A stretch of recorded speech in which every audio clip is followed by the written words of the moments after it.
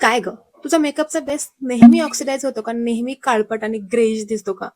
तर आज मी माझ्या बेसचे प्रोडक्ट दाखवणार आहे, की मी कुठले वापरते आणि माझा मेकअप दिवसभर बिलकुल ऑक्सिडाइज होत नाही आणि तो आहे तसाच राहतो. तर चला, पहिलं म्हणजे आपल्याला लागतं प्रायमर. आता प्रायमरमध्ये इथे ऑइली स्किन आणि हा आहे ऑल स्किनसाठी आणि मला नेहमी इनसाइडचा खूप जास्त आवडतो कारण तो मॅट फिनिश देतो.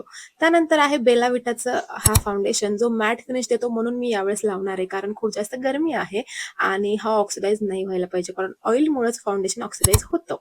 आणि त्यानंतर रेनेचा हा कॉम्पॅक्ट आणि हुडा गर्लचा हा कॉम्पॅक्ट.